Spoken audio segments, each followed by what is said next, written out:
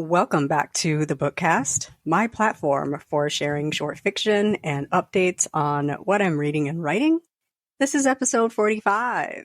I am D.L. White, author of 11 contemporary Southern and romantic fiction novels featuring Black men and women. I am also a big fan of books, so we usually begin with the book report and then we talk about writing. I am currently writing Elysium, a Black Diamond novella. We'll talk about that in a minute. If you're new here or a seasoned listener, a bibliophile, or just looking for a good read, I hope you'll enjoy today's show. I am so happy to have your ears for this time, and I'm excited to share my love of reading and writing books with you.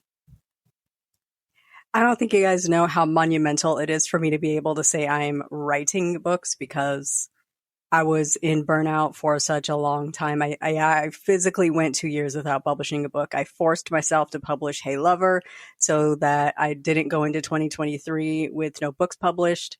It's admittedly not my best work, but it's super cute, and I finished it, and it's done.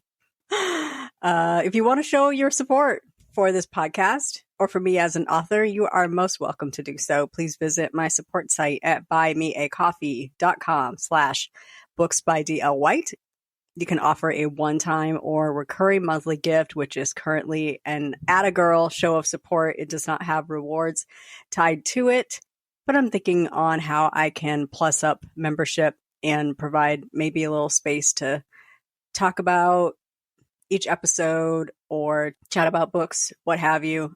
I did have a group a while back, but it grew so slowly, and it was just me talking to people I already talked to all day, every day. So I decided I didn't want to put time and effort toward maintaining that, and I shut it down. So now I need to think thoughtfully about how to bring something like that back. Do I have the energy? Do I have the bandwidth? Do I have the listeners? Do I have the readers to be able to maintain that? Because it can't be just me talking to myself and for other people every day. It costs more to maintain that than it would reimburse me. So while I do appreciate the support and that people might want like like the inside track, it really costs more in energy and time and money than it would benefit anybody. So have to be thoughtful about that. But the other way you can support me is to buy my books. Booksbydlwhite.com/books has all of the good stuff, including Beach Thing by D.L. White. So if you're going to read Elysium, you need to catch up on Beach Thing. You won't see a whole lot repeated throughout Elysium from Beach Thing, but you need to be familiar with Black Diamond because I do mention Black Diamond quite a bit. If you are unfamiliar, Beach Thing is the story of Wade and Amina. What happens on Black Diamond doesn't have to stay on Black Diamond. Wade Marshall, super producer to one of hip-hop's brightest stars, becomes consumed by an attractive distraction. His bold, beautiful, sexy neighbor with the glorious hips and a penchant for ice cream. Amina Porter, daughter of successful New York restaurateurs, moves to the beach town of Black Diamond to fulfill her dream of opening a smoothie shop. She doesn't need the distraction of a new man, but her tall, dark, and handsome neighbor makes it irresistible. Amina's days at Tiki's and Cream are spent cooling off her customers with her gourmet smoothie blends. Her nights on the shores of Black Diamond Bay are enchanting and romantic, and soon Wade and Amina find themselves in the middle of a beach thing, a fun, meaningless tryst that will end when the summer is over. Or will it? Is it really a fling, or should this beach thing lead to the real thing? Indulge in a fun, steamy, #beachy black romance.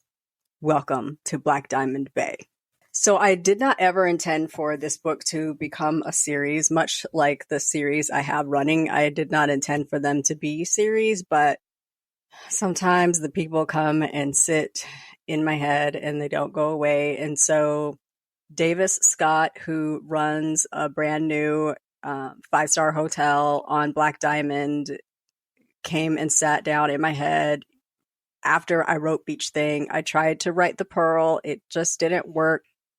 I got stuck around like 8-ish chapters in, maybe 6, 8 chapters, which is where I usually get stuck because I can do Act 1 like nobody's business.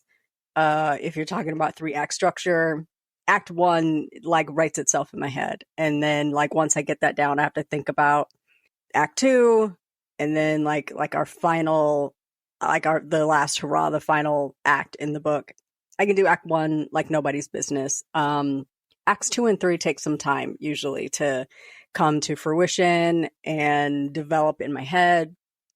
That's usually what I spend my time thinking about. And so I put that away, and I don't know where the idea for Elysium came. I think I just wanted to, I always just want to write something like cute, sexy, summary. And then I was like, hey, I could set it at Black Diamond, and then I could let it lead into the Pearl. And so that is now where this idea is coming from. Beach Thing is available in ebook, print, and audio. You can head to payhip.com/books by D.L. White to buy that directly from me.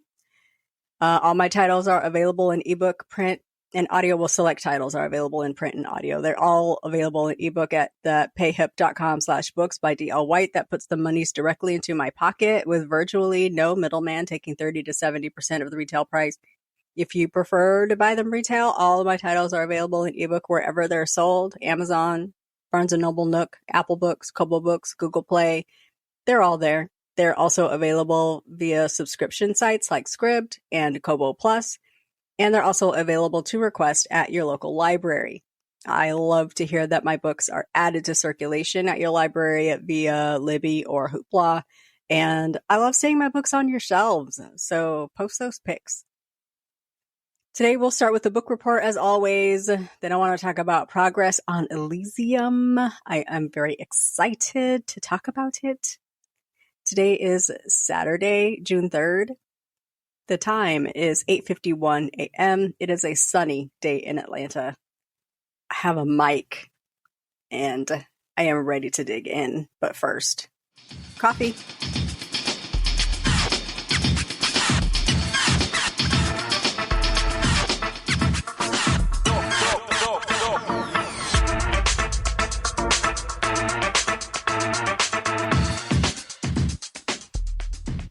I don't know if y'all know, during that break, I do actually physically drink coffee. Like I take like 3 big gulps for like fortification and like warmth and the shiny, happy feeling I get when I drink coffee. I do actually drink coffee during that break. So you're welcome to join me. Take a sip of whatever you're drinking. Have some coffee. It's a little coffee break. I am so darn proud of how I orchestrate that break, how I bring the music in, fade it in, and then fade it out. Listen, the amount of time that I spend in editing, adding that coffee break. Please appreciate. All right, we begin as always with the book report because I am a book head. It's getting to the point of the year when I just get really excited about all the good books that are coming. Like I log into Goodreads and I see what everybody's reading. I'm like, oh, that looks good. Oh, that looks good. Oh, that looks good.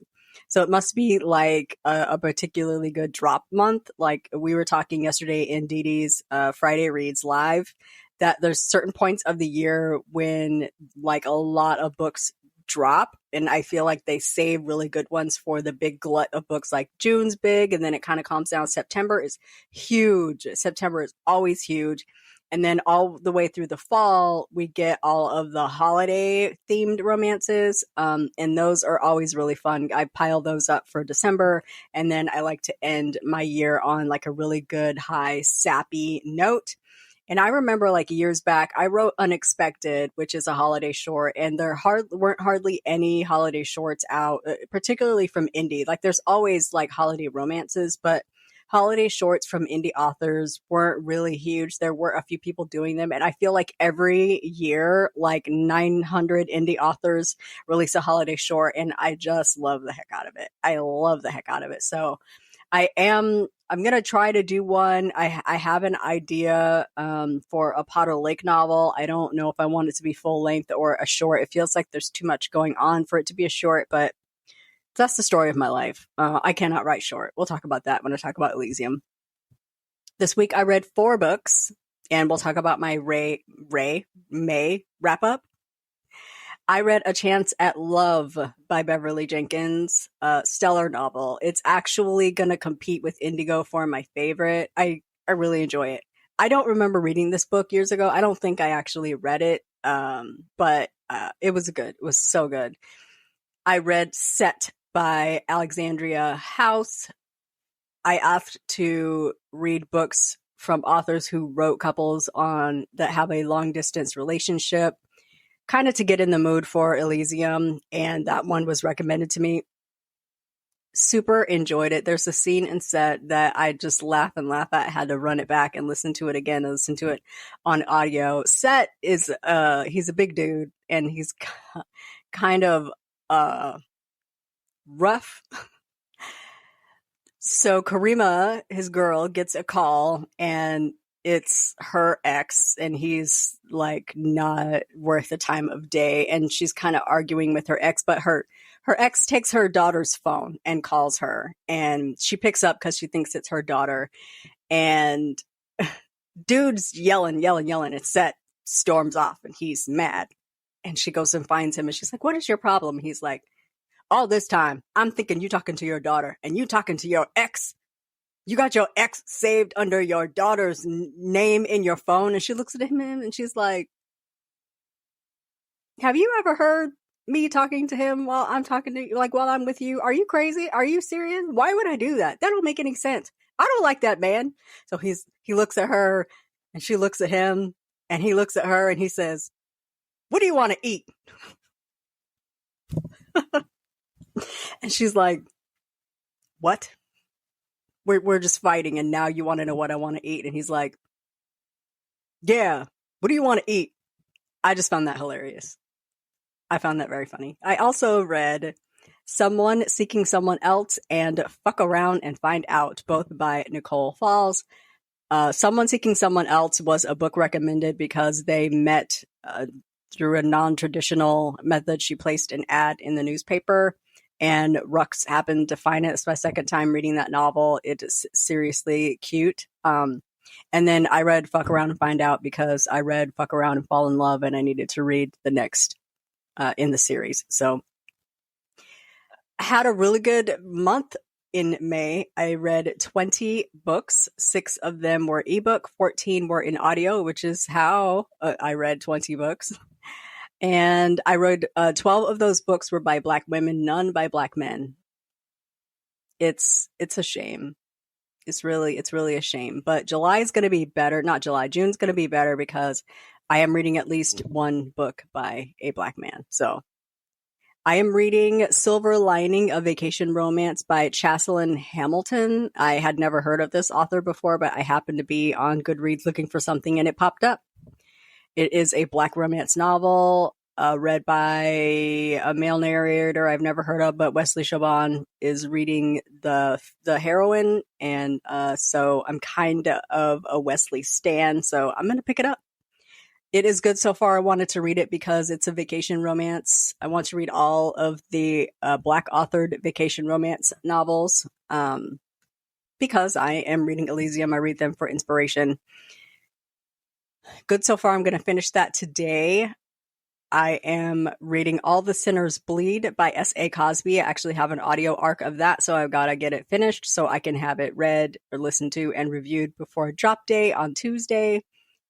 I'm also starting The Edge of Dawn by Beverly Jenkins, and I was having a fun conversation with her yesterday on Twitter. Side note, the best part about being an author is I get to have like regular conversations with people I absolutely stan. Like I'm such a huge fan of Miss Bev, and I can have a conversation with her every day if I want to on Twitter.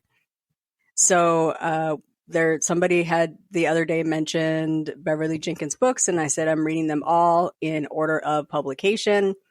And she had replied to me and said, I feel like that's the best way to read them.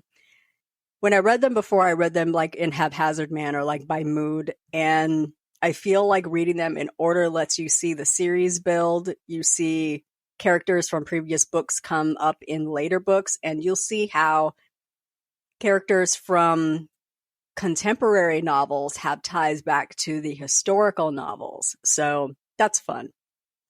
I'm just very excited to like be having regular conversations with a legend like Beverly Jenkins. If I could get Miss Brenda to talk to me online, that would be like the pinnacle. I've replied to her a couple times, but I don't think she runs her own social media, so whatever. A couple of group reads coming up in June. I don't know if I'll get to these this week, but I've got Mules and Men that I'm reading with the Black Reader Experience, which is hosted by Dr. Raymond Williams, Kay the Reader, and History with Her, who is also Gracia Rich Collins. We call her the professor. So I'm reading that in June. And then the Stacks podcast has a book club, and we are reading Oreo by Fran Ross. So excited about those. I don't think that I will start them this week, but I have them on the list to read for June. And Mules and Men and Oreo I got from Hoopla. So I have to get those read in the next 21 days because I have to give them back. Y'all, side note, I have to talk about this thing I watched yesterday. Shiny, I have the hiccups. I think I drank too much coffee and I hiccup when I'm full and I had too many gulps of coffee. Shiny Happy People on Amazon Prime. I watched it yesterday. If you are at all interested in the Duggar family, in cults, in weird people doing weird things, look it up if you have Prime. It'll probably show up on some other network eventually, but oh my goodness. I think it's like 4 hour-long episodes. Wow. I hadn't really been paying attention. I used to watch 19 Kids and Counting. And I was like, oh, what a cute, family. They're kind of fundamentalist Christian, very, really, really very conservative. But I was like, oh, what a cute family. And then, after, I know I kind of lost interest in the show and really lost touch. I don't watch TLC hardly ever. Then I heard about Josh Duggar and all the stuff he'd been getting into. And I'm like, what the heck is happening over there with that family? What is going on? But still not really paying attention. This show kind of digs into the Duggar family, how they got on TLC, what was, they don't even watch TV, they don't own TVs, what was the point of being on that show? Jim Bob, Michelle, the 19 kids, the husbands, the kids, the families, and the organization that they belong to, IBLP, I forget what it stands for. That is a really scary fundamentalist Christian organization. I grew up in the church, and I considered us pretty conservative. We did not listen to secular music in our house. It was all everybody's mass choir, the Winans, the Clark sisters, Shirley Caesar at all times. I used to get in trouble for listening to the radio. I only ever heard worldly, quote unquote, worldly music outside the house. And I think that's really when I was listening to rock, I was listening to Bon Jovi and Def Leppard and Poison because that's all I was hearing. We did not have BET. I did not watch Video Soul. I did not watch all the black artists and all that stuff. So all I had access to in, Rapid City, South Dakota and Spokane, Washington was 93 Zoo FM. I was only listening to Top 40 radio because that's all I had access to. So I wasn't in the world. So I understand conservative religion, churchy black people are real conservative. So I kind of got it from that perspective, but we were not anywhere near these IBLP people. It's kind of scary. If you're at all interested in that, you should look it up, check it out. It was eye-opening, kind of messy. I'm into it. I like mess. I do like mess. I admit to that. I like juice. And it was a really interesting watch. All right. Back on track with the writing update. I am 22,697 words into Elysium.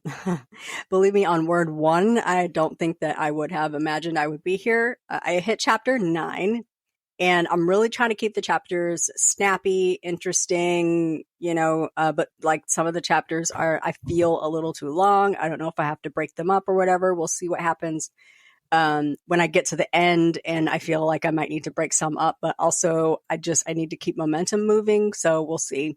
I figure I have approximately 18 to 20 chapters and it'll hit around 50,000 words, which is not a novella.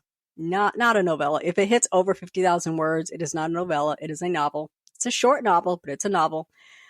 But it won't hit my usual word count of like 97,000 to 110, 120 word count. So a win is a win. You know, I cannot write short. I don't like writing short. Like, I don't like truncating a story. I want it to be full. I want it to be realistic. I want you to feel it when you open that book. So, and I don't have to, but I also really feel readers when they say they don't want to read a 400-page book. I promise you my 400-page books are good. Read them. But I feel y'all when you don't want to read a 400-page book. I don't call Beach Thing a novella, even though it's about 47,000 words, I think. Is it 47? I have to look. Something like that. So I'm going to try to keep Elysium around the same length or shorter, give or take. It's really supposed to be a bridge between Beach Thing and The Pearl, but we'll see. It's just going to be book 2. I'm also trying to tie some details into Elysium that I want to lead into The Pearl. It's very strategery. I am not a series writer, people. We are writing a book in real time, and I don't know how to write a series. So here's where we are. I'm doing the best I can. So I'm almost to the point where I want to start sharing samples and snips, but I don't want to be teasing for months and months on end. Who knows? Like, I could get stuck and have to take like a month off. I hope not.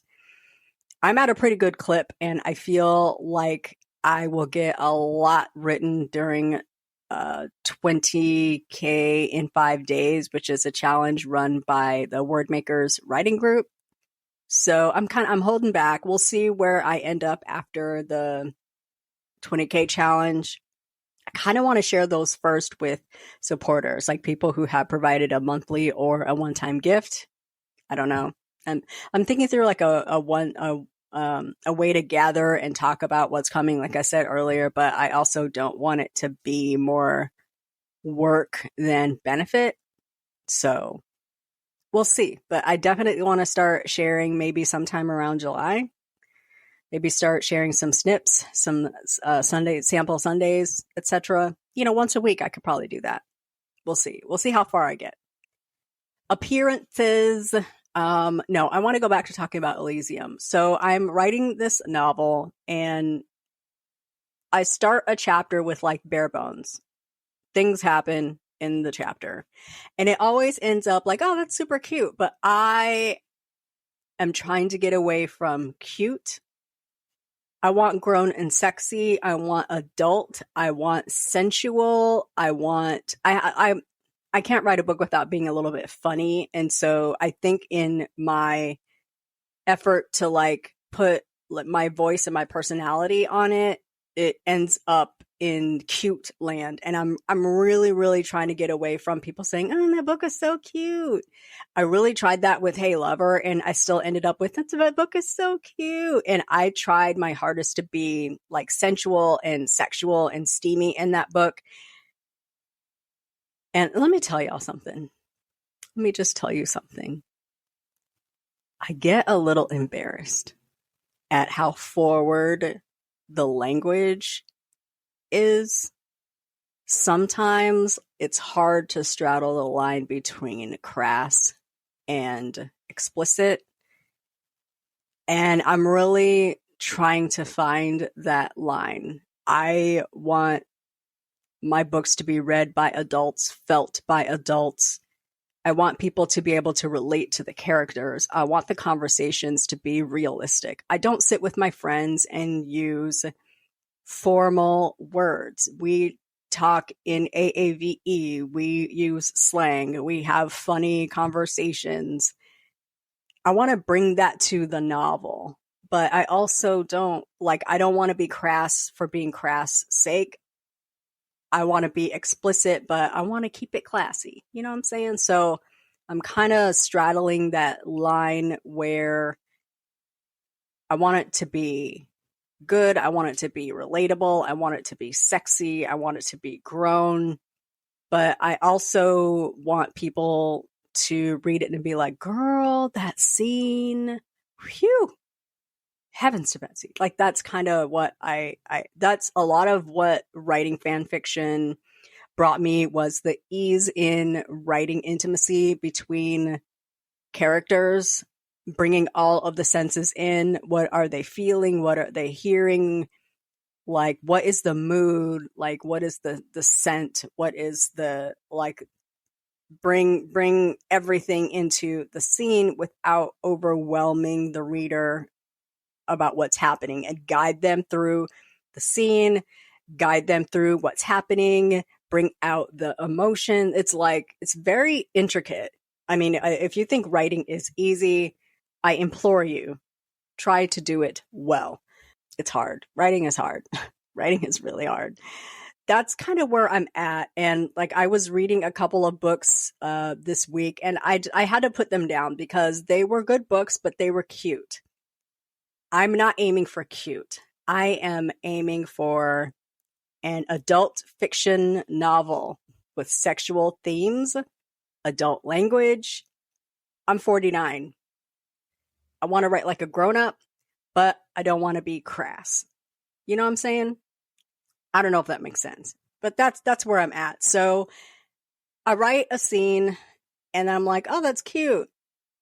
Now we got to punch this up. So like, I go over it and over and over it. And then I close it and then I open it up the next day and I'm like, it needs more work. I need to improve this. And I go over it and over it and over it. And then I move on to the next scene and I close it up. And then I open it up like 2 hours later. I'm like, not quite right. And I go over and over and over it. And this is why writing gets on my nerves. Like, the people that love writing are probably not going through this level of review. Like, they're just banging out words and then they put it away and then they come back and they're like, oh, I can edit. And then they bang out some more and then they're done. And how? You're single draft writers. How, Sway? It don't come out. Like, when you pick up Beach Thing and you read a chapter, it did not come out like that. Those chapters, those words that you really love, that favorite passage in one of my books, I didn't wake up like that. It don't come out like that. It is like polishing, revision. Like, it's, you know, that sound that it's like bus, club, another club, another club, another club. No sleep. That is writing a novel. Every single chapter. Every single chapter. So, yeah, I have to get to a point where it's good.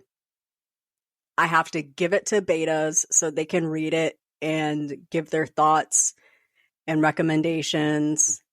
But after I give it to betas, I can't touch it anymore, because then the changes that I get are going to be different than the changes I have in my draft. So I use that as an opportunity to like step away, read some books, touch some grass, feel some air, watch a show, relax my brain, give me some distance and some objectivity.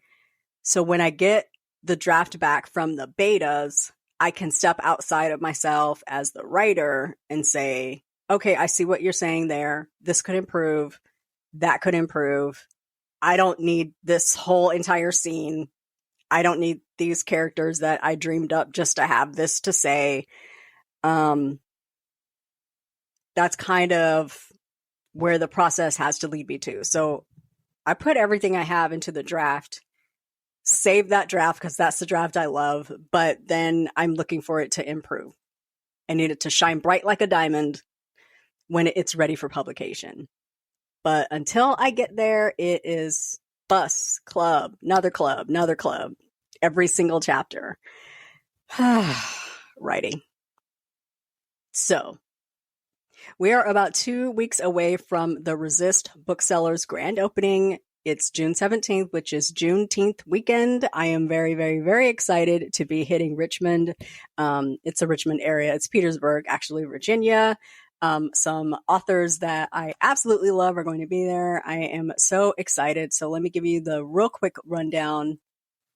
So authors that are going to be there: Tamis Spencer Helms, I'm going to be there, of course, signing books at 1 o'clock. I'll be slinging books, signing.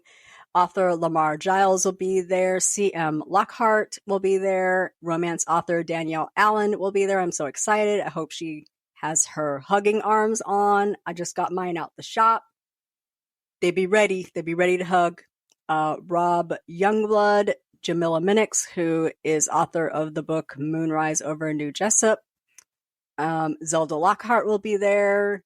We are going to have so much fun. I'm very, very excited to be in the building. Some people that I know and love will also be there. So I'm just really excited to like be out the house and in the atmosphere with the people hugging. It's going to be a really good time. There's a friend of mine that I've known since like the late 1900s, like 1991, maybe 2001. I don't remember when I met Angie, but we have been friends forever, and I have seen her maybe once in my life, for real. We've been friends online forever. We talk every day, but I think I have seen Angie maybe once. A couple of years ago, I saw Angie, and she lives in the area, so I'm gonna see her. I'm wildly excited. Wildly excited. This morning, I was shopping for cute outfits to wear. So I'm gonna be there. If you are in the area or anywhere within driving distance, you should come. It's going to be a good time. Resist is the only Black owned bookstore in Petersburg, so we're very excited. And of course they stock my books, which you don't hardly hear from for like an indie with sales, like, you know, small list indie authors, kind of unheard of. So I'm very excited to be in the building. Really looking forward to it. I don't know if you can tell.